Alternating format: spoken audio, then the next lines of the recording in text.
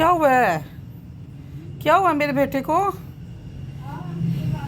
मुझे बताएं तो सही, हुआ क्या? क्यों घर छोड़ दिया आपने? सिमी, इसको क्या कहा है? मेरी बेटी को क्या हो गया है? क्या हो गया मेरी बच्ची को? सुकून है इसलिए घर में। अस्सलाम वालेकुम जी, अस्सलाम वालेकुम। क्या हाल है आपका? अल्लाह आपको ठीक रखे। मैं भी ठीक हूँ। आप सबकी दुआ के साथ मालिक का करम है, शुक्र उसका जिस हाल में वो रखे, अल्हम्दुलिल्लाह रब्बिल आलमीन।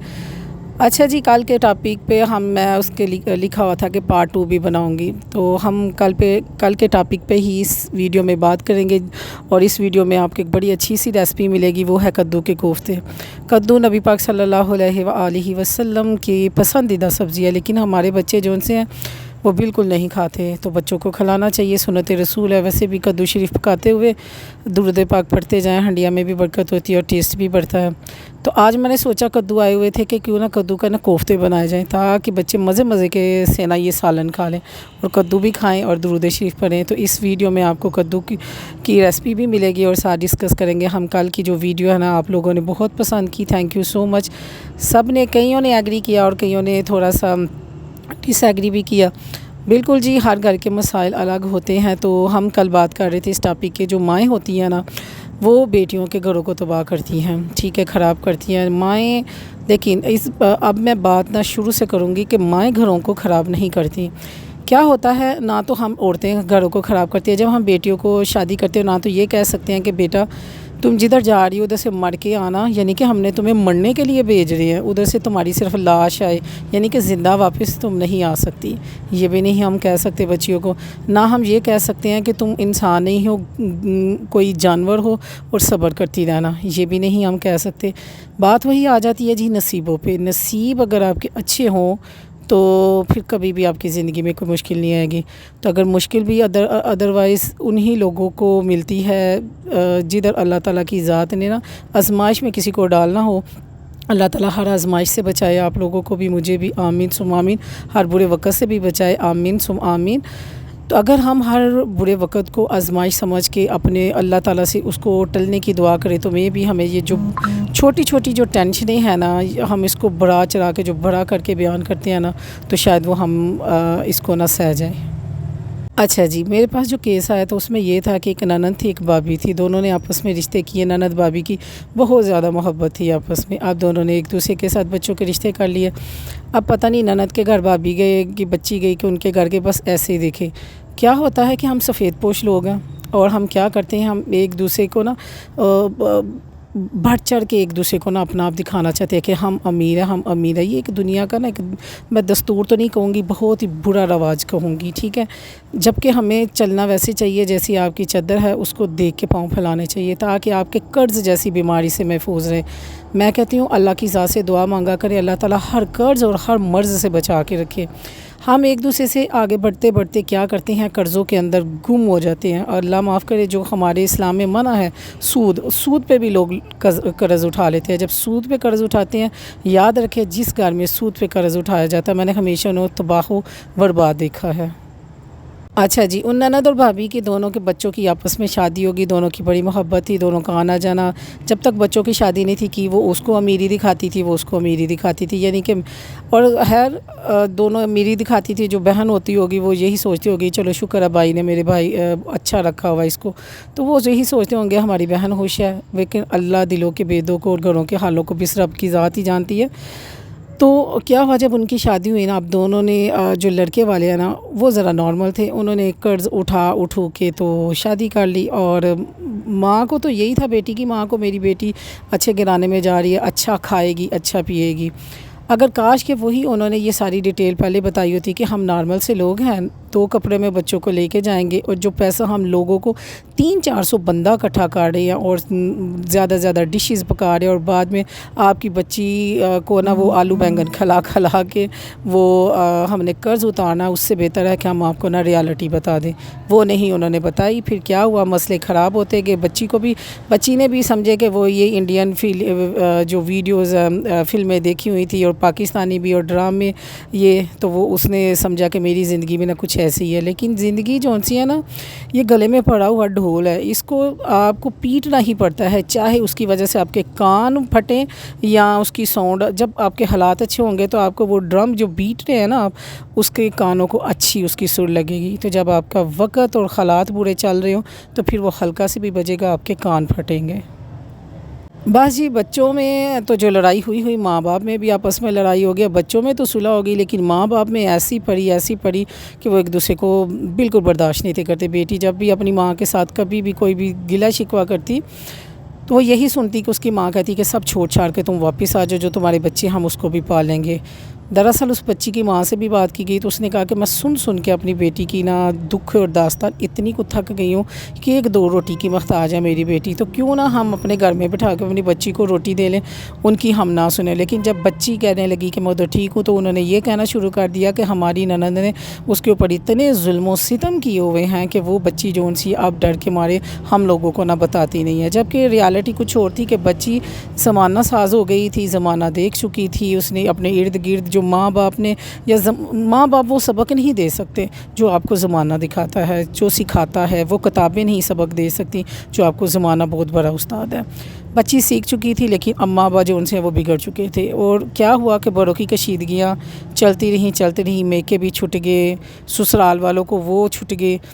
اور جب میں نے ان کی کہانی سنی تو پھر ہم ایسے ہی اکثر بیٹھ کے بات کر رہے تھے، تو جب میں نے ان کی کہانی سنی، ماں کی بھی، بچی کی بھی، ان کی بھی، تو یہ ہوتی ہیں جی ساری غلط فہمیاں. ٹھیک ہے، کوشش کیا ان کو سمجھایا کہ آپ لوگ اگر مل کے شروع سے زیرو سے سٹارٹ کریں، نہ لیں کہ آپ لوگوں کے پیچھے کیا ہوا ہے کیا نہیں. اگر زیرو سے سٹارٹ لیں اور ارد گرد کی باتیں سننے کی بجائے صرف اپنے رب کی سنیں اور دل کی سنیں اور رب سے مدد مانگیں، میں بھی کہ آپ کے حالات اچھے ہو جائیں. تو میں ان کے لیے دعا گو ہوں کہ اللہ تعالیٰ ان کے اندر کی جو کشیدگیاں رب کی ذات ان کی ختم کرے، ان کے گھر ہنستے اور بستے رہیں.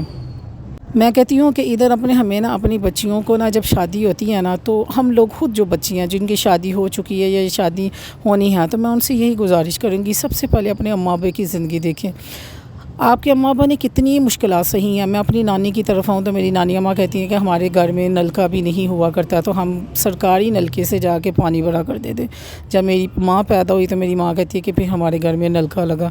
جب میری ماں کی شادی ہوئی، چلے میری ماں کی شادی تو بڑی ایک اچھی فیملی میں اور اپ لیول کی فیملی میں ہوئی، لیکن اگر ہم کسی اور فیملی میں دیکھیں نا تو ہم کہتے ہیں کہ فلاں نے بھی مشکلات دیکھی. ابھی کہ میری ماں اچھی فیملی میں گئی، لیکن انہوں نے بہت مشکلات میری ماں نے دیکھی. ہم نے ان کی لائف سے نا بہت کچھ سیکھا. اسی لیے کہتے ہیں کہ بیٹیوں کو نا ہمیشہ ٹی وی والی لائف نہیں دیکھ کے زندگی گزارنی چاہیے، جو ریالٹی ہے نا وہ دیکھنی چاہیے. اپنے ارد گرد ساتھ گھروں کو ادھر کا آجو باجو دیکھ کے چلنا چاہیے کہ فلاں کیسی زندگی گزارا، فلاں کیسی زندگی گزارا. تو اگر میں آپ کو ریالٹی بتاؤں، ہر بندے نے اپنے اوپر ایک کچھوے نے تو ہول جو باندھا ہوا رب کی ذات نے اس کو دیا ہوا ہے، لیکن سفید پوشی کا ہر ایک کے اوپر ایک ایسا ہول ہے کہ کوئی نہیں جانتا کہ اس بندے کے اندر کیا چل رہا ہے. تو کوشش کریں جب بھی اپنے آپ کزنس کو، اپنے ملنے والوں کو، اپنے سے چھوٹی بچیوں کو، یا کسی شادیوں میں جاتے ہیں تو ان بچوں کے لیے نا دعا کیا کریں کہ اللہ تعالیٰ ان کے لیے آسانیاں پیدا کرے، ان کا گھر خستہ بستہ رہے. اگر خدا نہ خواستہ رب کی ذات نے آپ کو، خدا نہ خواستہ نہیں بلکہ خوش قسمتی سے اگر آپ کی ذات نے آپ کو 4 روپے دے ہی دیے ہیں، تو اگر آپ کسی ایک سفید پوش بندے کے پاس بیٹھے ہو تو ان کو کھول کے بیان نہ کریں کہ ہمارے پاس یہ ہے، ہمارے پاس یہ. ہو سکتا ہے کہ آپ کے منہ سے نکلے ہوئے الفاظ کسی میاں بیوی میں لڑائی کا جھگڑے کا باعث بنے، بلکہ یہ کہیں کہ یہ رزق زیادہ بھی جون سا ہے، یہ باعث آزمائش ہے، اور رزق کا نہ ہونا بھی باعث آزمائش ہے.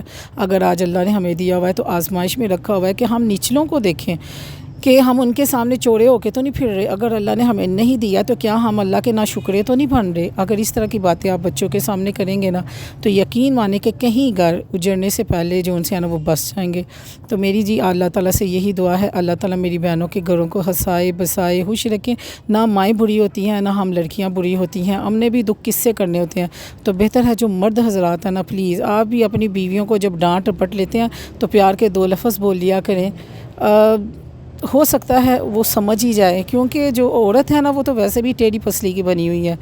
تو جی بس ادھر ہم چھت صاف کر رہے ہیں اور صفائی کر رہے ہیں، اور لاڈلی یہ دیکھیں جی وہ سارا چھت دھوئے گی، آپ کی کیا ضرورت ہے کہ آپ اس کے ساتھ چھت واش کر سکیں، وہ خود آپ کو نا واش کر کے دکھائے گی۔ تو یہ جی ٹب بھر رہے ہیں، اور ٹب سے نا میں پانی پھینک رہی تھی، چھت کی ہوا بڑی خوبصورت آج کل چل رہی ہے، سارا دن کمروں میں اے سی لگا لو یا پنکھا لگا لو، کچھ بھی لگا لے، یقین مانے سکون نہیں ملتا مجھے، تو اسی ٹائم کا سکون ملتا ہے کہ میں چھت پہ جاؤں، پانی پھینکوں، چھت پہ جا کے نا ٹھنڈی ہوا اسٹینڈ فین چلا کے نا تو ٹھنڈی ہوا لوں۔ تو جی میں آئی ہوں جی چھت پہ ٹھنڈی ہوا لینے کے لیے، اور آپ لوگوں کے ساتھ یہ ٹاپک میں نے کلوز کرنا تھا۔ تو آپ مجھے بتائیں جی کون کون ایگری ہے، اور پلیز شادیوں پہ اتنا زیادہ خرچہ کرنے کی بجائے نا سنت رسول کی طرح نکاح کیا کرے تاکہ اگلی زندگی خوبصورت گزرے۔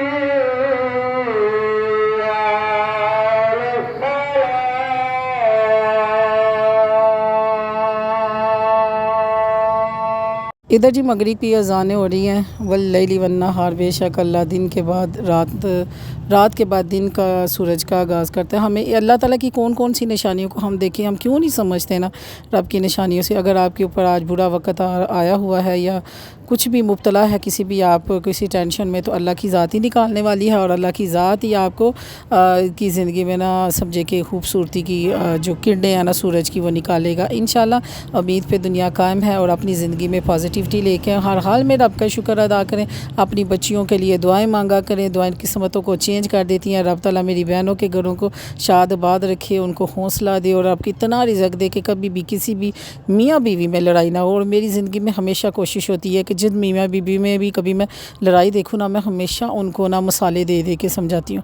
ابھی کہ میرے گھر والے بہت چڑھتے ہیں کہ تم ان کی اماں ہی بن کے بیٹھ جاتی ہو اور ان کو مسالے دینے لگ جاتی ہو، تو یقین مانے کئی کیسز آئے ہوئے میں گھر میں نا ایسے ہی، مجھے کوئی لالچ نہیں ہوتا کہ مجھے فیسز لینی ہے، یہ نہیں، میں اکثر عورتوں کو کہوں گی کہ آپ ذرا ٹائم دیں، آپ ذرا ٹائم دیں، اچھا وقت آئے گا، اچھا وقت آئے گا۔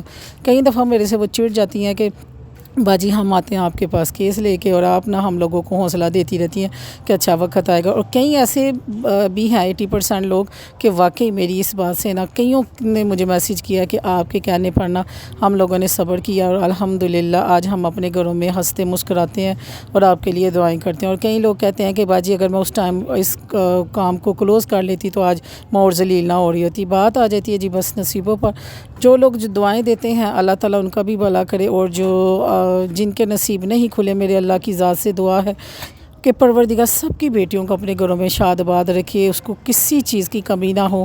مائیں کس حال میں ہم لوگوں کو کوئی دیکھ لے تو برداشت نہیں کرتے، تو کیسے کسی ہم نکاح کے 2 بول پڑھنے کے بعد ہمیں حوالے کر دیا جاتا ہے کسی غیروں کے پاس۔ جی اللہ اپنے گھروں میں شاد آباد رکھے، خوش رکھے، خوبصورت کمنٹ کرے، آمین۔